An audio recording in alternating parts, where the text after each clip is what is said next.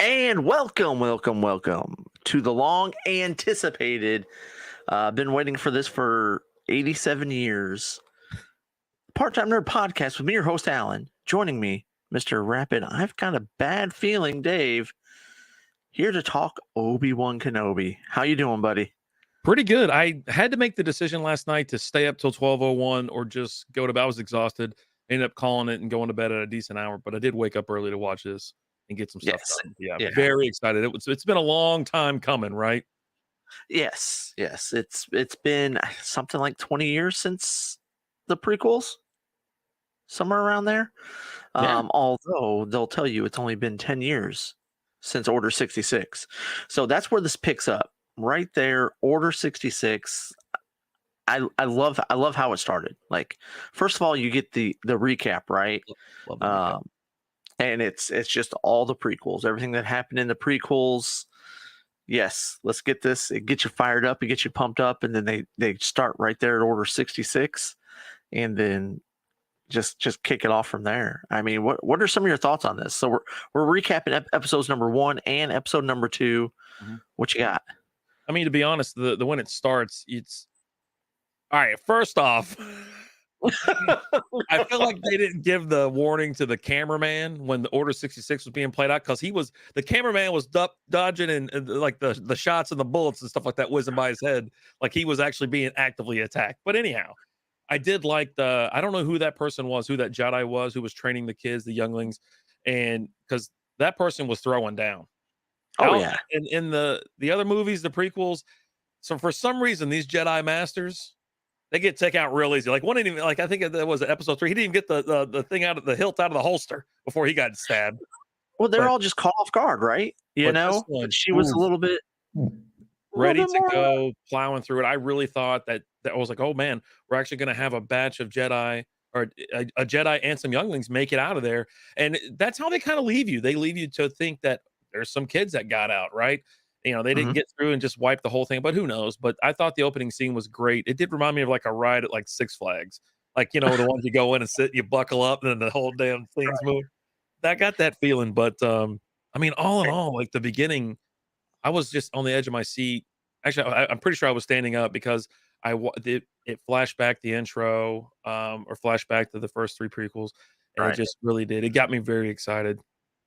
Yeah, and I actually honestly, like, because as she's heading down the hallway and stuff like that, fighting off, I almost halfway expected to see Grogu, like for Grogu to be there, because they've already set that stage, right? In the Mandalorian, that Grogu was at the temple during Order 66, so I kind of halfway expected to see that.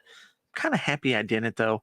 To be honest, but I love it. You kick off with the Inquisitors there. You got the Grand Inquisitor, the third sister, the fifth brother are the 3 that you're seeing right off bat. You can instantly see the tension between them, you know. And this is why this is also kind of part of why the Sith adopted the rule of 2, I feel, because they're just always competing against each other, always backstabbing each other. So that's why there was always only 2, and at one point in time, the one always betrayed the other one. You know, one of the 2. It kind of seems how it goes. You know what I mean? I will say this before we get into too far. You know, you see Obi-Wan by himself. It almost like they paid homage to one of the beginning of the final 3 movies, right? He's alone. He's out there doing some work, getting half pay, cooking up a little meal real quick, and he goes out there and just sits there. So I thought that was kind of neat, even though I don't like Rey. I thought that was kind of neat that they, you know, if you're paying attention, it was like, oh, it's like when she gets her little meal and she goes out on the edge and just done for the day, but looking around, ain't nothing out there. So yeah. You see his, I would assume, is his BFF, Tekker. Yeah, the Jawa. He's in there stealing his stuff, and it goes back to sell it to him. He's like, if you're gonna steal my stuff and sell it back to me, at least have the decency to clean it. He's like, that'll cost you extra. I did make a note. I go, so Luke was a S head day 1. He's like, he runs off from his uncle. They're supposed to be doing some work, and he's like yelling. Listen, the house is like, I don't know, like a hut. It's very small. So if he's hollering for you, you hear him, and then he sneaks around the other side. And he's on top of it, like he's flying a spaceship, but he probably has never seen one. So I don't know where he's getting these ideas. I don't Maybe know. pod. I kind of got pod racing from A that little with bit, the way right? that he was moving. Hmm. Um, which is 100% a throwback to his dad, right? Being the pod racing and stuff like that. Mhm. Um, I like that you get an introduction of another Jedi there, Nari. You see him early on, um, looking for help, looking for other Jedi. You know, eventually he runs into Obi-Wan. He's like, "I thought that was you. I saw. You know, what are we gonna do?" And he's like, "Here's what you're gonna do. You're gonna go walk into the desert there. You're gonna bury that lightsaber, and you're gonna move on." And that's you kind of start to see the defeat that Obi-Wan felt through everything, and just kind of almost like a hopelessness that he kind of has. Uh, but then again, at the same time, when he's talking to Owen, he's like, the boy needs to be trained, you know? So he's got that hopelessness, but still wants to train Luke when he's old enough. Yeah, he definitely he is a broken man. There's as you see and you watching and you just see the I don't know the loss. He's lost, right? He's out there by himself. You know, I thought we were gonna get Qui-Gon because he goes, "I need you," you know, whatever. And I go, and Dude, I was it's so gonna jazzed. happen.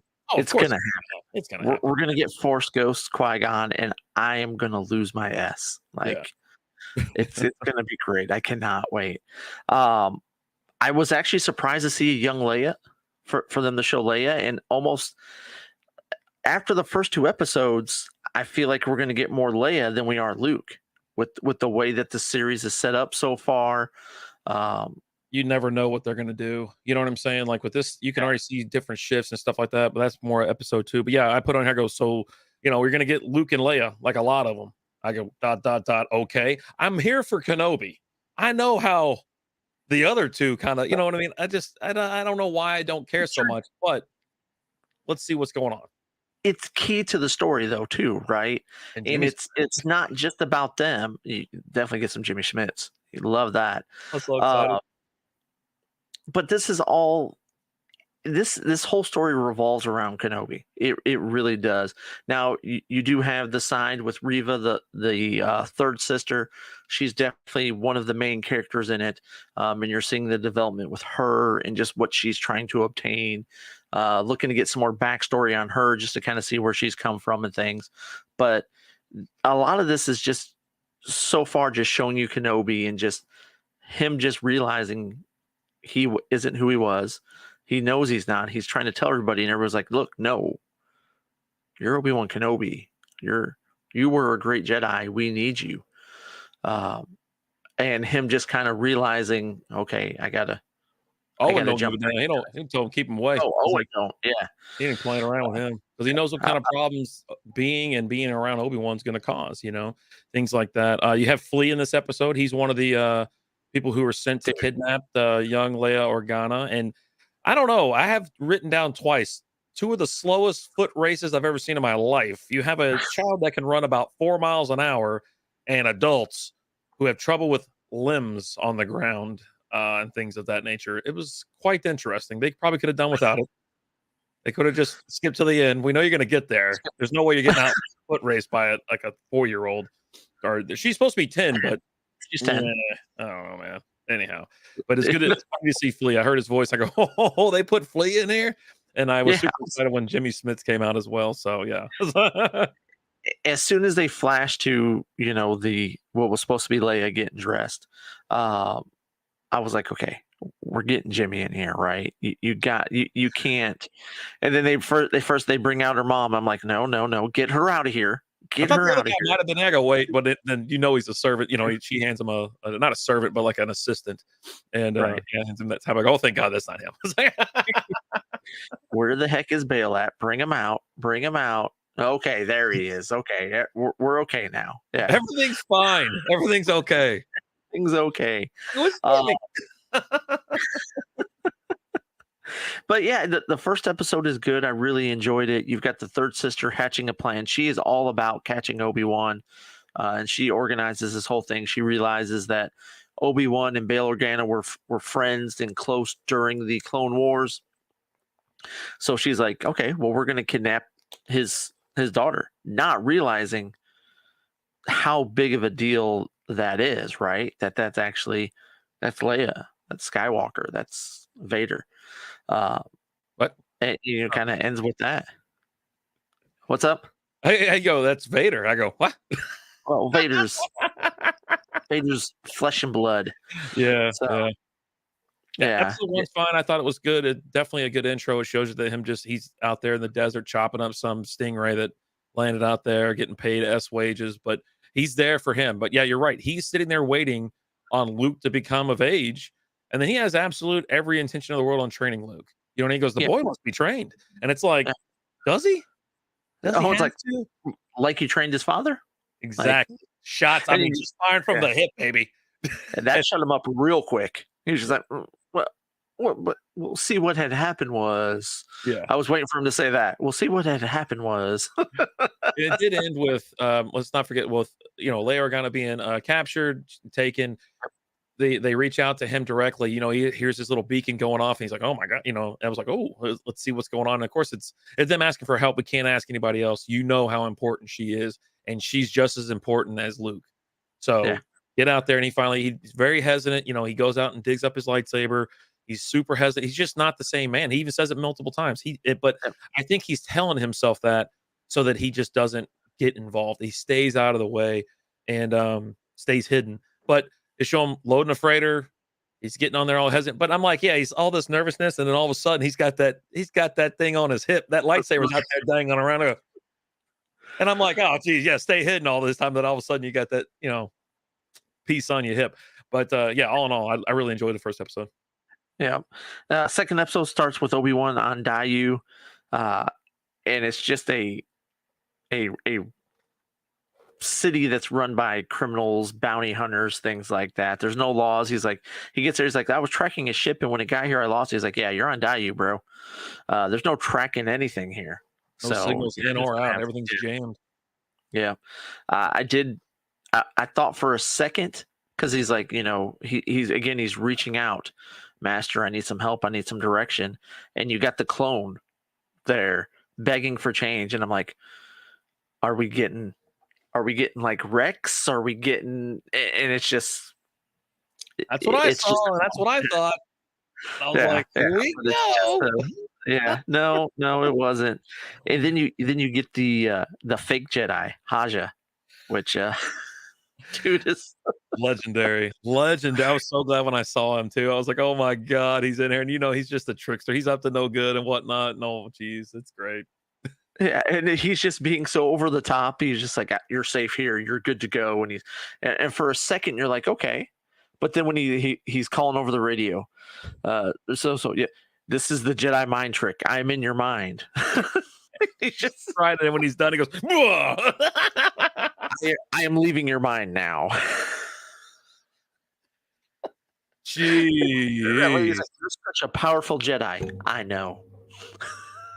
I True. know. Truly. Yeah. Obi-Wan sees through it, I mean, instantaneously, right? But he gets him to kind of help him to steer him where he needs to go. He tells him, you need to go here.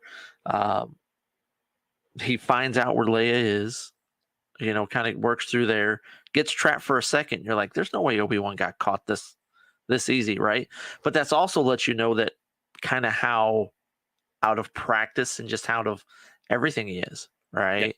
Yeah. I just think he doesn't pull the lightsaber out once. He only uses the blaster, and he hates blasters anyhow. They're uncivilized. Yeah, uncivilized. And he just his fighting. He's slow. He's getting hit. He's getting hit a lot. He's not maneuvering very well. And he's just old, right? He's old.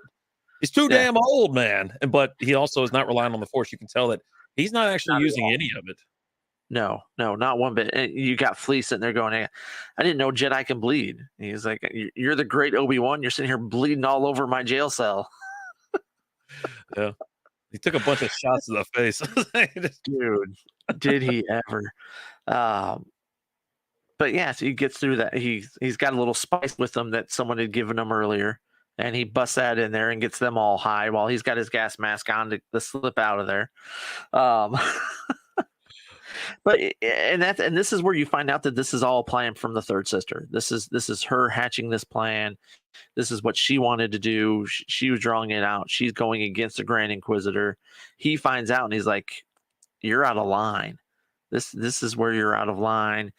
You need to stop what you're doing, go back. You will be punished for this when we go back.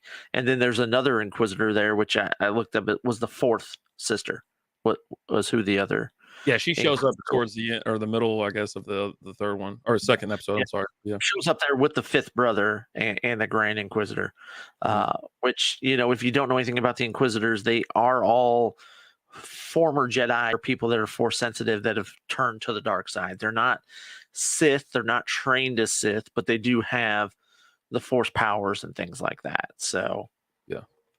but I mean, it's again, it's another good episode. You get him; he's trying to get away. After the Grand Inquisitor tells her to stand down, she sends out a bounty on Obi-Wan to everybody there. Yeah, Everybody. she's kind of one of the most annoying characters in this and I hate that, like, we'll get to it in a second, but she's like just annoying, right? And so with what Disney does with these annoying characters is like they push them like front and center and expect to be her. It might not even be Kenobi by the time it's over with. It might be, Reva show. You know what I mean? We might have more her on screen than actually Kenobi. They do this a lot. But anyway, as they're going through this town, they're hunting for him. She puts out that bound to everybody, you know, and here comes that fake Jedi again to help out. He goes, well, let's go out there and see what we can get into. And so he meets her in what is it, some alleyway. And he's like, well, I'm the only. first he runs into Obi-Wan. And, he leads you to believe that he's going after Obi-Wan for the bounty. Right. But you find out, no, he's actually a good person. He just I didn't believe it till the end either. I didn't believe it. I thought he was still jerking him around. He's going to set him up. But he's telling me, he's like, I did help that family. I did help them get off planet. There are more people out there that are looking to help. Go here. They can help you out. And he's like, how can I believe you? He's like, what other option do you have, bro? Like, I'm in. Everything down. They shut the whole city down. Yeah, he's like, you can go up there to that transport. It's all automated. You'll be able to get in there, get off planet, go here. They'll be able to help you. I'll hold them off as long as I can. And when he runs into her in that alleyway, you're just like, he's like lost his mind too. He's like, I'm the only Jedi here. He looks crazy as hell too when he's saying it. Like, I'm the only one. You're here for me, and you're never will take me alive. He's got a pistol in his hand or whatever. It's like, God. And she just looks at him. She's like, you're not a Jedi. Yeah, but you know where one is. She's like, I'm not telling you. She's like, I don't need you to, bro. Like, I'm just gonna take it out of your mind. all right. She just zaps it right out of him. He just goes limp. Yeah. Like that's that. Yeah, and you got this whole scene where Leia finds out that Obi-Wan's kind of being hunted. She's there because of Obi-Wan. She's running away from him. She doesn't know what to do. As she's running, bounty hunters are shooting at him. She's trying to jump across from building to building, but she tries to jump across one that's a little bit too far, and then that's when Obi-Wan reaches out with the Force. Like that moment was awesome for me. Like as he's just reaching out with the Force and catching her as she's falling to her death, really, and stops her from falling and just kind of lets her slowly go down. You just see the physical exertion that he had to do in order to do that. And that just shows you, yeah, no, he's been completely out of touch with the Force, hasn't used it. This is his first time using it in 10 years. Yeah. Like he's just shut everything off. Yeah. Just completely shut himself off completely. And it just took just about almost everything out of him just to do that. And at that moment, you see there's a lot of other people that kind of witness it, and they're all just kind of like, holy crap, So is that also going to kind of create kind of a little bit of spark around that town or something like that? Create some more legends, some more tales, things like that. Looking forward to that. And then you get the final scene where he's trying to get on the transport while the third sister's coming, and she lets him know, oh, I'm not going to kill you. That's for him to do. And she can kind of sense him because now he's reached out to the Force, so she can kind of sense him. She's like, oh, you didn't know? He's still alive. Yeah, that was crazy. Yeah. That's the best part of the whole thing. Yeah, and he's just kind of got that old S moment of, holy crap, Anakin's a lot. Like he left him for dead. He assumed he was dead. the fact that he didn't know that, and then again, that just tells you he hasn't been in touch with the Force, that he didn't know Anakin was alive, because if he was, he would have sensed it, right? And he's Um, been out in Tatooine. He's been in the Outer Rim for so long that they're not out. That kind of news ain't traveling out there. You know what I mean? And he's not talking to anybody anyways because he's laying so low. You know what I mean? no, I I don't think guarantee you, he knows who Vader is. He knows who the Inquisitors are. He knows they're out there hunting. so knows who He's got Vader to is. know He just doesn't know Vader was is Anakin. Anakin. Okay. Right, right. So you've got that, and then the Grand Inquisitor comes in and tries to stop her, and she stabs him right in the ass. Disney has a lot of fun with killing cool characters really simply. Like when they did Is he Cat dead? Bane, I don't know. He looked Cad lifeless, Bane but ain't dead. you know, Cad Bane ain't dead. He looked lifeless to begin with. He's got a pale face. Come on. he looked so cool. I was like, man, we're gonna see this guy in action. You know, we're gonna see some. I mean, I'm ready. And then Yeah. the first episode or second episode in gets killed by some, If he's you dead. know, if he's Again, dead, if by he's some dead. spare part. It's like, oh god. I was like, oh. I just thought to myself, my cheese, is this what we're doing? This is what we're doing. Like, why can't we just have a couple episodes with like cool characters? But no, you got to kill them off immediately. We I can't mean, we see. still got Obi-Wan, right? Obi-Wan's still here. You think the story's about Obi-Wan at this point? It's about Leia Organa and then Reva, or Reva. It, Obi-Wan has had more screen time. This is definitely the Obi-Wan show, hence the title, Obi-Wan Kenobi. You'd be amazed. I watched this show by Disney Plus. I think it was last year or this year, something like that. It was Book of Boba Fett, and it Oh, was you want to pretty talk about outstanding 2 because episodes? he Okay, had let's the talk least about amount of 2 of 'em. screen time than anybody on his own show. It was his story, though. Yeah, it was So his story. God, they had some spare characters too. But yeah, I I will say this though, for the faults that I'm seeing and I'm not really having fun with or I don't like, it's it really is 2 great episodes. Like I was just sitting there, I was very just sucked into it, and I am looking to see where it goes. Because I mean, I don't know, it's only 6 episodes, right? So you only have 4 more to go. 4, And 4. I assume that they're gonna speed this along. This should bump right up against, episode 4, if I'm not mistaken, right? No, because she's only 10. I'm talking about Obi-Wan. Obi-Wan, I figured you don't hear anything from Obi-Wan until episode 4. Obviously, that was the first Star Wars for Yeah. us, but I figured it might bump right up against it, but who knows? No, I mean, maybe you deal with like a time jump or something like that, later on in it, like maybe like the last episode after they've kind of had the conflict and things, but I don't necessarily see it bumping up against it. I think Well, if this is there's more not another season, it needs to no, be, a little bit more vast. You know what I'm saying? But this seemed to be broken down into like this was a very specific event that took over 2 episodes to tell. So I'm thinking there'll probably be another season or something like that to follow up. no, there is none. They've said that this is straight a mini series. This is it. We're getting 6 episodes, but this can end with him going back into isolation, right? Sure. He gets rid of the Inquisitors or whatever it is, the people that are on his tail that know where he is, and goes back into hiding. And then we don't see him again until A New Hope, right? Sure. He doesn't really do anything after that. He gets through this initial conflict, and boom, that's it. But again, we're getting more Star Wars. Yeah. I'm pretty excited. And like I was looking online because I was looking at cast, just trying to figure out, because I didn't catch Haja's name at first, right? I didn't catch what it was, and I was trying to look at the cast. And right now, you just have cast members, but you don't have names for a lot of them. Like for him, it's literally a question mark. I go, that's not what they said. I had to go back and do the closed captioning to catch his name. But I did see that Ice Cube's in it as well as his kid. So I'm looking forward to seeing both of them in it and seeing what roles they play and some of these other people. Because right now, again, it's just a bunch of faces of actors and no names because they've really kept a lot of it hush hush. I'm waiting to get the Qui-Gon. We're getting it. We're getting. I just got that feeling.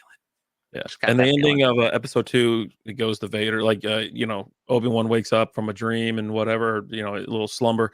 And then there's Vader. Or you know what? He was he's reaching out. I think that's what he was doing, was reaching out, like, Anakin through the Force, and Vader's there in his back of tank, and so yeah, I'm pretty excited. I think we're because you're bringing Hayden Christensen back, right? So I think you're going to get maybe some more flashback style stuff with him, of some things that they didn't give you in the prequels and things like that, right? Just more stories and times of the two of them, and I don't know. We'll see. We'll see what happens, but I'm super excited. Enjoyed the first 2 episodes. More Star Wars. I'm all on board for more Star Wars. So, you got anything else on me? I can't wait to see other characters pop up and take over the limelight. I just can't wait for that. Yeah, I need you to stop being such a negative Nancy. Okay, just enjoy what we get. All right, that's what I need you to do. You need to just embrace it, have some fun. We're getting Ewan McGregor as Obi-Wan. It's a good time. It's a good time to be a Star Wars fan. That's all I'm saying. That's all I'm saying. But thank you guys so much for watching. Like, comment, share, follow, all that fun stuff. Is there anything you want us to watch? Shoot us over an email, parttimenerdpodcast@gmail.com. Until next time, we'll talk to you guys later. Deuces.